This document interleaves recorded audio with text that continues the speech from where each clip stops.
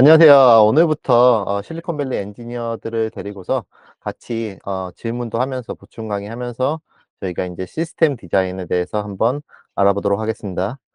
자, 첫 번째 강의는 저희가 이제 Scale from Zero to Millions of User라고 해서 여러분이 제일 처음에 서비스를 개발을 해서 런치를 할 때 제일 처음에 이제 유저들이 없잖아요. 그때부터 시작해서 유저들이 엄청나게 많아지는 그 순간까지 어떤 식으로 저희가 스케일 아웃을 하거나 스케일 업을 해야 되는지에 대해서 한번 알아보도록 하겠습니다.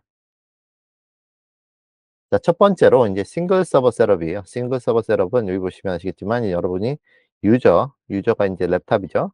자, 유저가 여러분이 어떻게 웹사이트를 만들었을 때 그 웹사이트가 웹서버랑 어떻게 교환을 하는지에 대해서 한번 보여주고 있습니다. 자, 유저가 이렇게 있고요. 제일 처음에 여러분이 api.example.com이나 뭐 www.example.com을 치시면은 이제 DNS 서버에 들어가게 되고요. 이 DNS 서버는 이러한 DNS 인포메이션을 갖고 있고 그거를 IP 어드레스로 변환을 해줍니다. 그 IP 어드레스를 받으면은 그 IP 어드레스를 가지고서 웹 서버에 접속을 하게 되고요. 여러분이 보시면은 이제 옆에 제가 이제 스크랩을 해놨는데 이러한 IP 어드레스에 핑을 하게 되면은 API 페일로드가 나오게 됩니다. 아니면은 HTML이나 JSON 같은 게 이제 리턴을 하게 돼요.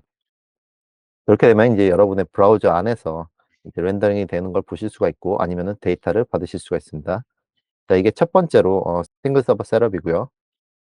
자, 두 번째로 보시면은 이제 저희가 웹 서버가 있을 때 데이터베이스도 있어야겠죠. 그렇기 때문에 이제 웹 서버 뒷변에 저희가 이제 데이터베이스를 연결을 하게 됩니다. 자, 데이터베이스는 여러분이 데이터를 크리에이트 하거나 리드 하거나 업데이트 하거나 아니면은 딜리트, 크루드라고 하죠. 자, 그런 거를 하게 될 때 이제 데이터베이스와 통신을 하게 되고요. 그다음에 데이터베이스는 그 데이터를 리턴을 하게 됩니다. 그렇게 되면 저희가 그 데이터를 가지고서 아까 보셨던 이렇게 API 페일로드를 받게 되는 거죠. 자, 데이터베이스에는 크게 두 가지가 있습니다. 첫 번째로는 이제 릴레이셔널 데이터베이스라고 해서 저희가 기존에 많이 사용하고 있는 MySQL이나 오라클 데이터베이스 아니면은 포스트그레스 SQL이라고 있는데 포스트그레스 SQL은 이제 제이슨도 서포트하기 때문에 뭐 하이브리드라고 불리기도 합니다.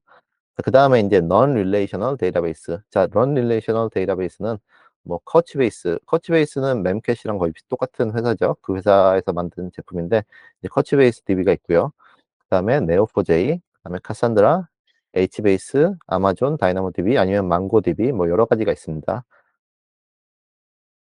자, 그러면 노스QL은 기존의 RDBMS랑 달리 언제 사용을 해야 되냐? 노스QL은 여기 보시면 아시겠지만 이제 requires super low latency라고 해서 항상 노스QL이 빠르다는 건 아니에요. 하지만 이제 노스QL 같은 경우에는 여러분이 데이터를 denormalize를 하기 때문에 denormalize라는 말은 데이터를 여러 번 리던던시를 해서 여러 서버에 나눠서 똑같은 데이터를 저장을 합니다. 그런 식으로 해서 여러분이 읽을 때 유저들이 읽을 때 데이터를 동시에 패러럴 프로세싱을 해서 받을 수가 있기 때문에 상대적으로 빠를 수가 있다는 거예요. 그 다음에 노스QL 내부에 이제 인터널 캐시가 있기 때문에 자주 사용하는 쿼리 같은 경우에는 빨리 리스폰스를 하실 수가 있습니다. 그리고 노스QL 자체가 이제 스트럭처 데이터가 아니기 때문에 언스트럭처 데이터를 사용하실 때 많이 사용을 하고요. 그 다음에 여기 보시면은 저희가 이제 제이슨이나 XML, 야멀 같은 걸로 시리얼라이제이션, 디시리얼라이제이션도 하실 수가 있습니다. 그리고 이제 노스QL은 이제 빅데이터 같은 거 많이 사용할 때 사용하기 때문에 이제 store massive amount of data라고 특징이 있습니다. 데이터베이스에 이제 데이터가 많아지거나 이제 유저의 트래픽이 많아지기 시작하면은 이제 저희가 스케일링을 해야 되는데요. 자, 두 가지 크게 얘기하실 수가 있는데 첫 번째로 vertical scaling. 자, vertical scaling은 수직적으로 스케일링을 하는 거죠. 그래서 저희가 이제 스케일 업 하거나 스케일 다운 한다고 얘기를 하실 수가 있는데 이제 그런 거는 이제 여기 보시면은 하드웨어 업그레이드, 예를 들어서 CPU나 메모리, 자, 그런 거를 업그레이드를 할 때 저희가 vertical scaling, scaling up 한다고 얘기를 하고요. 그다음에 이거는 이제 트래픽이 낮을 때 저희가 많이 사용을 하고요. 그래서 이제 싱글 서버에서 하드웨어 스펙을 높일 때 많이 사용을 합니다. 하지만 이제 하드웨어 스펙이 무한대로 늘어나는 것은 아니기 때문에 거기에 한계가 있고요. 그다음에 페일오버 같은 문제가 있기 때문에 이제 그리고 이제 리던던시도 이제 레플리케이션 하지 않는 이상은 문제가 있기 때문에 많이 사용은 하지 않습니다. 그에 반해서 인제 horizontal scaling. 자, horizontal scaling은 scale in 한 다음에 scale out 한다고 하는데, 자, scale in out이 무슨 말이냐? 이제 저희가 서버를 adding을 하는 거예요. 서버를 여러 개를 덧붙이다는 뜻인데, 자, 그런 식으로 해서 저희가 클러스터를 만듭니다. 자, 클러스터라는 거는 서버의 풀이라고 생각하시면 됩니다. 서버의 그룹이라고 생각하시면 되고요. 그다음에 이 horizontal scaling 을 할 때는 이제 대부분이 이런 식으로 사용을 하죠. 이제 예를 들어서 여러분이 AWS나 인제 GCP나 Azure 같은 거 사용하실 때 기본적으로 가장 작은 서버를 시작을 하신 다음에 어느 정도 스케일 업을 하신 다음에 이제 그때부터는 이제 스케일 아웃을 하기 시작하죠. 그 데이터베이스 뒤편에 저희가 리드 온리 데이터베이스 같은 거 처리를 하면서 이제 마스터 슬레이브라고 하는데, 그러한 아키텍처를 많이 사용을 합니다. 그런 식으로 해서 인제 마스터는 항상 라이트만 하고 슬레이브 같은 경우는 항상 리드만 하는 식으로 디자인을 하는 경우가 대부분이죠. 하지만 거기서도 인제 문제가 있습니다. 자, 샤르드라고 하는데, 샤르드라는 거는 이 데이터베이스에 있는 정보를 나누는 거예요. 거기에 대한 파편이라고 생각하시면 됩니다. 샤르드라는 거는 유리 파편이라는 뜻인데요. 그러한 데이터를 여러 데이터베이스에 나누는데 문제가 생길 수가 있기 때문에 그런 거 잘 컨시더링 하시면 될 것 같고요. 그다음에 리샤딩 더 데이터. 자, 리샤딩이라는 말은, 그러니까 예를 들어서 데이터베이스에 제일 처음에 두 개가 있었는데 그거를 세 개를 했을 때는 리샤딩이라는 거를 해야 됩니다. 말 그대로 셔플링하는 거죠. 데이터를 여러 개로 더 늘려야 되기 때문에 그 셔플링을 해야 되기 때문에 그것도 컨시더링을 하시면 될 것 같습니다. 그리고 셀레브리티 프로블럼. 자, 셀레브리티 프로블럼은 인제 핫스파키 프로블럼이라고 하는데, 하나의 데이터가 엄청나게 많은 거예요. 예를 들어서 데이터가 스큐 됐다고 얘기를 하는 건데, 말 그대로 그 한 사람에 대한 데이터만 집중적으로 너무 많으면은 그게 문제가 생기게 돼요. 쿼리를 할 때도 문제가 생기게 되고, 그렇기 때문에 거기에 대해서도 컨시더링을 하시면 될 것 같습니다. 그리고 또 다른 생각할 점은 인제 join query across the multiple server. 데이터가 샤르드를 했을 때, 여러분이 여러 개로 나눠 놨을 때 그거를 한꺼번에 인제 쿼리를 할 때 문제가 생길 수도 있어요. 자, 그런 거를 이제 해결하는 방법은, 한 가지 방법이 인제 denormalization이라고 하는데, 똑같은 데이터를 여러 서버에다 저장하는 방법이 있습니다. 그런 식으로 해서 리드를 할 때 parallel로 이제 처리를 할 수 있도록 만들 수도 있습니다. 자, 그다음에 이제 로드 밸런서인데요. 로드 밸런서 같은 경우는 이제 서버를 늘릴 때 사용하는 방법이고요.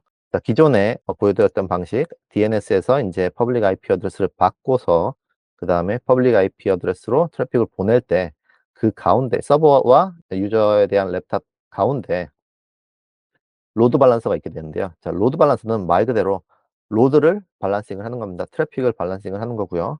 그다음에 그 뒤에 인제 타겟 그룹이 있어요. 타겟 그룹 안에 멀티플 서버가 있게 되는데, 이제 멀티플 서버는 인제 프라이빗 IP 어드레스로 연결돼 있습니다.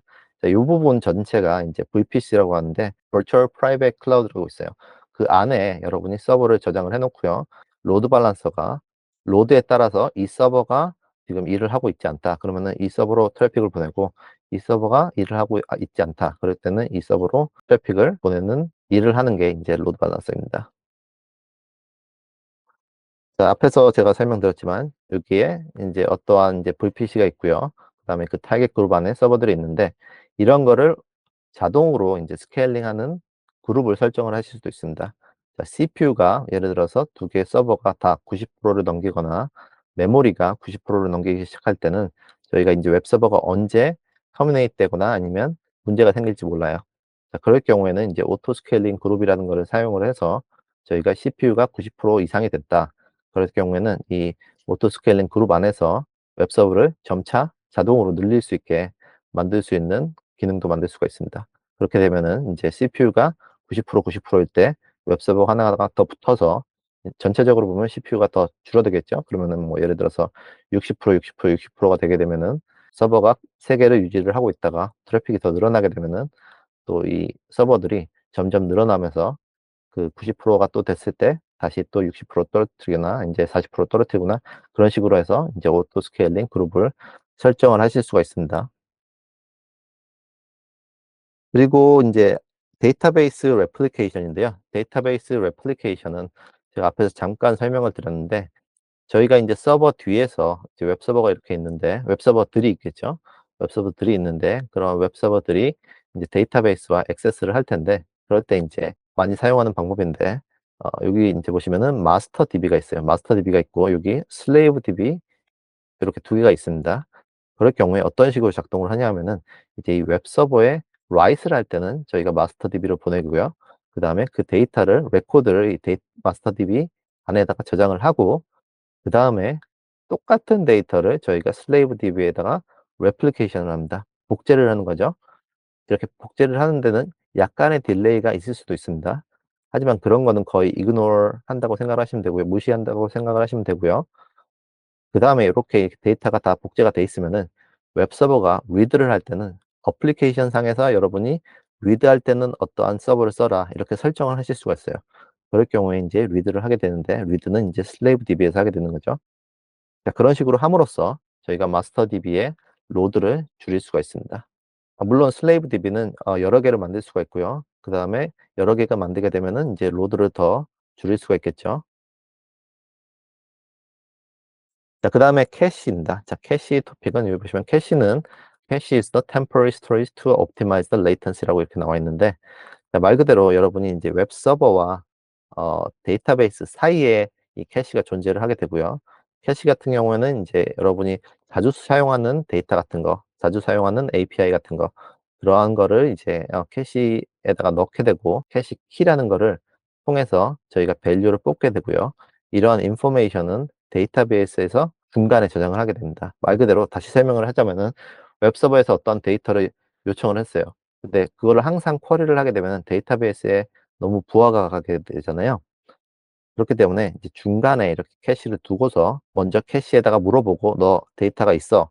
그러면은 데이터가 없으면은 이 캐시 자체에서 자동으로 인제 데이터베이스로 저장을 하게 돼서 밸류를 저희가 뽑아낼 수가 있습니다. 그렇게 함으로써 저희가 데이터베이스를 연결하지 않고 캐시에서 데이터를 받을 수가 있는 거죠. 자 이러한 아키텍처는 CPU 안에서도 존재를 하게 되는데요. 여러분이 L1 캐시, L2 캐시라고 생각을 하시면 되는데 그런 것도 이러한 아키텍처와 비슷하다고 생각하시면 될 것 같습니다.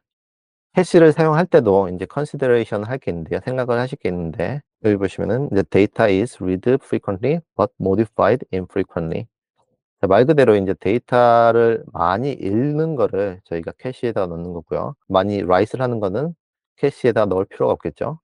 자 그거 컨시더링 하시면 되고요. 그다음에 캐시 서버가 인제 무한하지 않잖아요. 그렇기 때문에 그 캐시 서버에다가 expiration policy를 설정을 해야 됩니다. 이제 만료되는 policy라고 생각하시면 되는데요. 내가 인제 이 데이터를 오늘 넣었을 때 이 데이터를 한 달 뒤에 만료를 시켜라. 그렇게 자동으로 policy를 지정을 해 놓으면은 이제 캐시 서버 자체에서 자동으로 그 데이터를 없애 줍니다. 그런 식으로 해서 저희가 스토리지를 효율적이게 사용할 수가 있겠죠. 그리고 consistency with actual data. 여러분이 인제 캐시를 사용하는데 이 캐시 데이터와 데이터베이스 저희가 인제 source of truth라고 하거든요. 데이터베이스 데이터와 인제 캐시 서버 데이터가 다르게 되면 문제가 있겠죠. 왜냐하면 인제 캐시 서버에 있는 데이터가 인제 stale 됐다고 하는데 그렇게 되면은 유저 입장에서는 최신의 데이터를 받지 못하게 되는 거기 때문에 거기에 대해서 문제가 생길 수 있습니다. 자 캐시에는 또 문제가 있는데 인제 "Cache redundancy required to prevent single point of the failure라고 나와 있는데 캐시에도 인제 클러스터를 만들 수가 있어요. 굳이 원 서버가 아닌 여러 개의 서버를 만들 수 있기 때문에 그런 식으로 하게 되면은 인제 싱글 포인트 오브 페일리어를 방지할 수 있겠죠. 자 그다음에 인제 CDN입니다. CDN은 컨텐츠 딜리버리 네트워크라고 해서 여러분이 이제 자바스크립트나 이미지 아니면은 비디오나 뭐 CSS 같은 거 웹사이트를 만들다 보면은 사용을 하게 되는데 그러한 데이터를 지리적으로 가장 가깝게 만들어 놓는 게 인제 CDN이라고 생각하시면 될 것 같습니다. 자 CDN is a network of geographically dispersed servers used to deliver static content라고 되어 있는데 여기 static content가 제가 말씀드렸던 이미지와 비디오, CSS, 자바스크립트라고 생각하시면 됩니다. 자 여기 두 명의 유저가 있습니다. 두 명의 유저가 있는데 이 두 명의 유저는 아시아에 로케이트 돼 있습니다. 아시아에 지금 살고 있고요. 이 아시아에 있는 살고 있는 사람들이 이제 웹 서버에 접속을 하게 되는데 이 웹 서버가 인제 US 웨스트에 있다고 생각을 해 보시면 됩니다. 자 그럴 경우에 인제 데이터들이 이제 태평양을 건너서 저희가 데이터를 받아와야 되기 때문에 이게 되게 레이턴시가 많이 걸릴 수가 있어요. 말 그대로 트래픽이 한번 핑을 하게 되면은 오래 걸린다는 거죠. 여기 보시면은 밀리세컨이라고 있는데 500 밀리세컨, 600 밀리세컨이 되면은 일단 유저들이 벌써 보기를 지루해야 합니다. 보통은 200 millisecond 미만으로 나와야지 유저들이 웹사이트가 늦다는 느낌을 못 받게 되거든요. 그렇기 때문에 그런 거를 줄이기 위해서 저희가 인제 CDN을 사용하고요. CDN 같은 경우에 예를 들어서 인제 코리아에 있다. 한국에 CDN 서버가 있다. 그럴 경우에는 인제 이런 2 명의 유저가 아시아에 있기 때문에 코리아에 있는 CDN에서 데이터를 받아서 저희가 인제 브라우저에서 볼 수 있도록 할 수 있습니다. 자, 어떻게 사용이 되느냐? 일단은 인제 유저가 있으면은 유저에서 가장 가까운 CDN으로 메시지를 보내게 되고요. 그 메시지를 보내게 됐을 때 그러한 데이터가 있는지 물어보게 되고, 그러한 데이터가 없게 되면은 인제 CDN 서버 자체에서 이제 오리진 서버로 핑을 보내서 그 데이터를 받게 됩니다. 그다음에 인제 CDN에서 캐시를 하게 되고요. 다음에 오리진 서버에서 받아온 이미지를 유저한테 리턴을 하게 됩니다. 자, 그런 식으로 하게 돼서 그다음에 어떤 유저가 CDN을 핑을 했을 때 그 이미지를 빨리 받을 수가 있습니다. 자, CDN에서도 사용할 때 생각해야 될 점이 있겠죠. 자, 첫 번째로 인제 코스트입니다, 코스트. 자, CDN을 사용할 때마다 인제 공짜로 되는 게 아니라 여러분이 데이터 트랜스퍼 피를 내야 돼요.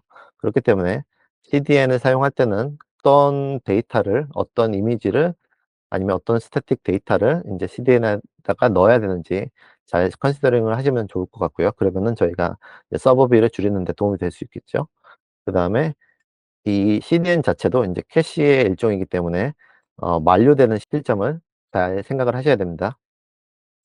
너무 길게나 인제 너무 짧지 않게 설정하는 게 중요하고요. 그다음에 CDN도 이제 서비스이기 때문에 항상 존재한다고 생각하시면 안 됩니다. CDN 자체도 인제 failure가 있을 수도 있기 때문에 failure detection을 하시게 되면은 최소한 이제 오리진 서버에서 그 데이터를 넘겨줄 수 있도록 설정을 하셔야 됩니다. 자, 그다음에 인제 CDN 자체에서 인제 API가 있어요. CDN에서도 인제 API를 프로바이드를 하는데, 그 API가 뭐냐, 인제 invalidating stale file이라고 해서 여러분이 커스텀하게 그 이미지가 캐시가 돼 있는 거를 없앨 수가 있어요. 그런 것도 잘 컨시더링 하시면 좋을 것 같습니다.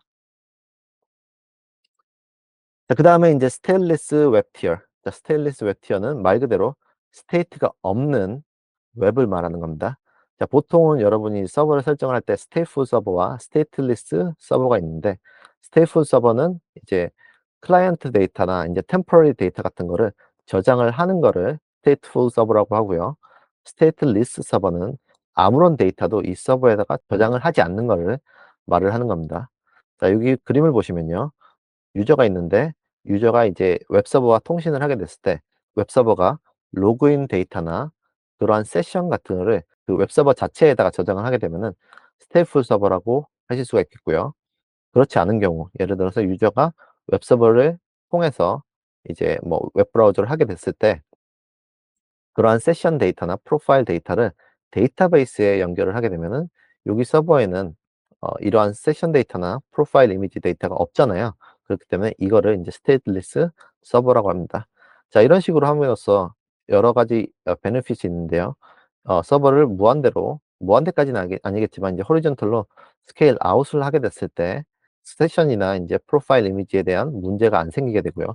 만약에 TF 서버에서는 싱글 서버에서 2개 서버가 되었을 때 이 유저가 그 계속 로그인을 하고 있는데 이 세션이 없는 서버에 접근을 하게 되면은 에러가 나게 됩니다. 그렇기 때문에 스테이프 서버에는 문제가 많이 생기게 돼요. 그래서 대부분은 인제 스케일 아웃을 할 때는 인제 스테인리스 서버를 선호를 하게 됩니다. 자, 그다음에 인제 메시지 큐입니다. 메시지 큐 같은 경우는 일단 3 가지 크게 컴포넌트가 있는데요. 첫 번째로 프로듀서, 두 번째로 인제 브로커, 세 번째로 인제 컨슈머라는 게 있습니다. 자, 프로듀서는 말 그대로 뭔가 발행을 하는 거죠. 그래서 이 발행을 하는 거를 하는 주체가 인제 프로듀서라고 생각하시면 되고요. 이 발행하는 거는 이벤트가 될 수도 있고 뭐 로그가 될 수 있습니다. 그런 데이터를 인제 퍼블리시를 하게 되고, 이 브로커라는 인제 큐라고로 또 생각을 하시면 될 것 같은데요. 데이터를 저장하는 스토리지라고 생각하시면 됩니다. 그다음에 이 저장돼 있는 거를 보고 있는 컨슈머가 있어요. 자, 컨슈머는 소비자죠. 그 소비자는 이제 이 브로커나 큐를 subscribe를 합니다. subscribe 하는 거는 인제 여러분도 아시겠지만 구독하는 거죠. 내가 어떠한 데이터를, 어떠한 토픽을 구독을 하고 싶다. 그럴 때 이제 컨슈머가 subscribe를 브로커에 하게 되면은 이 브로커는 이 컨슈머가 구독을 하고 있는 데이터를 보여주면서 컨슈머가 그 데이터를 읽기 시작합니다. 그리고 그 읽기 시작한 데이터에 대한 인포메이션은 이 브로커가 저장을 하고 있고요. 컨슈머 자체에서도 저장을 하고 있습니다. 그래서 인제 컨슈머가 중간에 읽다가 못 읽게 됐을 때 언제까지 어떠한 데이터까지 읽었다라고 있는 데이터를 저희가 브로커에서 뽑아낼 수도 있습니다. 자, 메시지 큐 보시면은 인제 웹 서버에서 데이터를 발행을 하죠. 그래서 이런 식으로 프로듀서가 웹 서버라고 생각하시면 될 것 같고요. 그리고 이것도 똑같은 서버인데 워커라는 서버가 있습니다. 이러한 워커라는 서버가 이제 컨슈머 역할을 해서 데이터를 받아서 그 데이터를 밍글링을 하거나 아니면 프로세싱을 하거나 그런 것을 하실 수가 있습니다. 자, 그다음에 인제 로깅과 매트릭스 그리고 인제 오토메이션이 있습니다. 자, 로깅이라는 거는 웹 서버에서 제너레이트 하는 이벤트가 될 수도 있고요. 아니면은 웹 서버에 있는 현재에 있는 리소스에 대한 인포메이션을 제공을 할 수도 있습니다. 그러한 데이터를 인제 로깅을 한다고 하고요. 그러한 로깅한 데이터는 이제 쉬핑이 되는데 보통은 서버에 에이전트가 있어요. 포워더라고 하거나 인제 쉬퍼라고 하는데 그러한 에이전트가 이 로그를 받아서 쉬핑을 하기 시작하고 그 쉬핑은 인제 클라우드 스토리지에 많이 하게 되죠. 자, 그럼 여러한 서버가 있는데 그러한 여러한 서버에서 로그들이 쉬핑을 하게 돼서 한 곳에 클라우드 스토리지에 저장을 하게 되면은 그때부터는 이제 데이터 엔지니어들이나 이제 데이터 애널리틱스들이나 이제 그러한 데이터들을 뽑아서 이제 다운스트림 파이프라인이라는 걸 만듭니다. 자, 여러 가지 데이터가 있기 때문에 그러한 데이터들이 인제 빅데이터가 될 수도 있겠죠.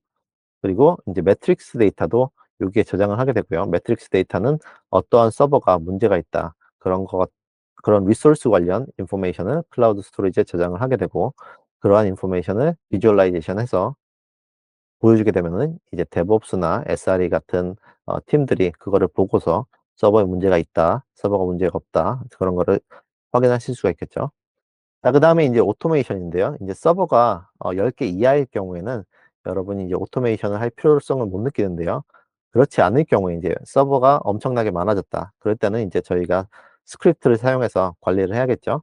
그러한 툴 중에 가장 많이 사용하는 게 여기 세 가지를 제가 가져왔는데 첫 번째로 이제 젠킨스고요. 그다음에 두 번째로 인제 테라폼, 앤서블 같은 게 있는데 자, 젠킨스는 여러분이 아마 많이 사용을 했을 것 같은데 징기스라는 거는 어떠한 그룹이라는 랭귀지를 통해서 여러분이 오토메이션한 태스크를 미리 정해 줄 수가 있습니다. 그래서 그걸 잡이라고 하는데 그러한 잡을 통해서 여러분이 태스크를 오토메이션 할 수가 있고요. 그 오토메이션에서는 예를 들어서 서버를 스핀업 한다는 거나 아니면 서버를 스케일 아웃 하거나 뭐 서버를 바꾼다거나 그런 거 전체적인 태스크를 정해 줄 수가 있습니다. 그런 거를 하는 게 이제 젠킨이고요. 그다음에 이제 테라폼이 있는데요.